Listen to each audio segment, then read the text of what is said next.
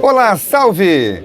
O Fluminense empatou com o Corinthians num jogo sensacional, eletrizante no Maracanã, 3-3. Vamos contar como foi, mas antes aquele recado, inscreva-se no nosso canal, deixe o seu like, o seu comentário, ative o sininho das notificações e você vai ficar na cara do gol.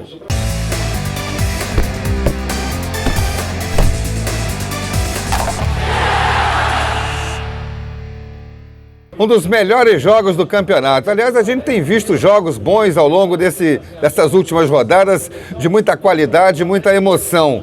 Mas esse jogo de hoje teve alguns componentes especiais.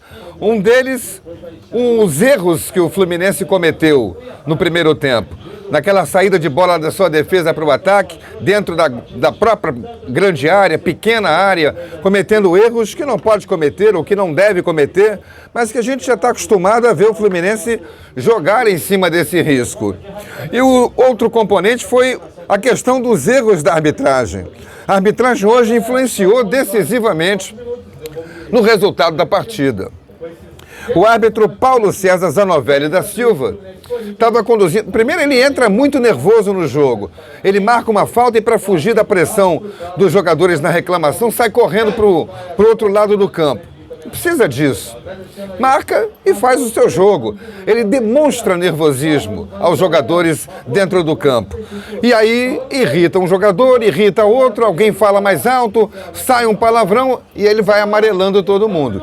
Deu uma série de cartões amarelos. Mas os erros maiores nem foram por isso. Os erros maiores ele começou a cometer quando marcou um pênalti absolutamente inexistente a favor do Corinthians. O jogo estava 2-1 para o Corinthians. O Corinthians tinha feito 1-0 com o Yuri Alberto dando uma cavadinha, um gol lindo num contra-ataque. O Fluminense fez uma marcação frouxa. E o Yuri Alberto recebeu o lançamento do Maicon, deu uma cavadinha em cima do goleiro Fábio e fez 1-0. 9 minutos. Depois, aos 16, o Fluminense errou uma troca de passes e o Cano deu um passe. O Cano, dentro da área do Fluminense, deu um passe para o Yuri Alberto, que ficou tão perplexo que chutou a bola para fora. A reação do Fluminense começou aos 21, quando o Marcelo lançou o Keno na entrada da área. Ele passou para o Cano, que tentou ajeitar, virou um passe e o Lima fez 2-1. E aí, aos 23, o Ganso teve a chance, cara a cara com o goleiro, de virar o placar para o Fluminense, mas chutou nas mãos do Cássio. E aos 26 minutos, o Marcelo comete um grave erro.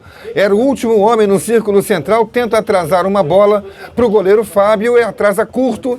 Maicon rouba a bola, passa para o Yuri Alberto, que ficou cara a cara e fez o 2-1 para o time do Corinthians. E então acontece a performance, digamos assim, negativa do Paulo César Zanovelli. Uma bola lançada na área do Fluminense, o jogador Juan Oliveira vai na bola e atrás dele está o Marlon, fazendo uma pressão com o corpo, pressão para desestabilizar o domínio do adversário. Em nenhum momento usou a perna, usou o braço para cometer uma infração. E o juiz inexplicavelmente dá um pênalti. Não era o caso de revisão de VAR, porque é uma interpretação do árbitro de campo, isso aí tem que ser respeitado. Interpretação errada, negativa, influenciando no placar, porque o Fábio Santos foi lá, bateu e fez 3-1.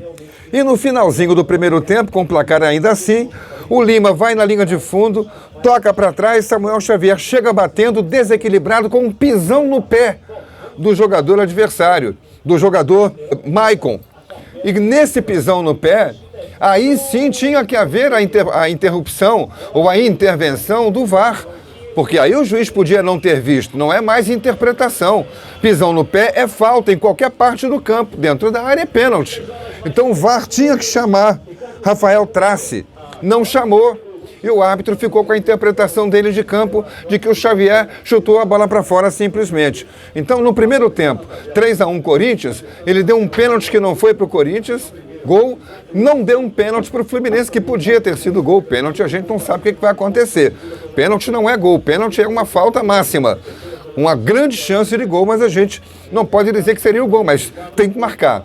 Vem o segundo tempo e o Fluminense então apresenta uma atuação absolutamente sensacional. Perdendo de 3-1, o técnico tirou Felipe Melo, que já estava com amarelo, puxou o André, como ele sempre faz, e colocou o Arias, que por causa dos 2 jogos que fez pela seleção colombiana estava no banco, para não ser forçado a um jogo inteiro, 2 dias depois.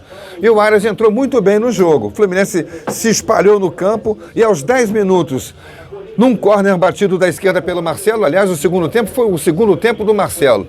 Ele, como se quisesse se redimir daquele erro cometido no lance do segundo gol do Corinthians, ele resolveu colocar o seu vasto repertório de grandes jogadas em campo.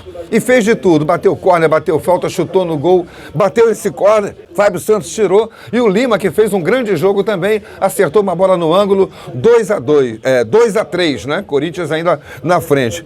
E tome de bola do Fluminense. As mudanças do Corinthians não surtiram efeito, sai Juliano, entra Renato Augusto, sai Juan Oliveira, entra Mosquito e vai por aí.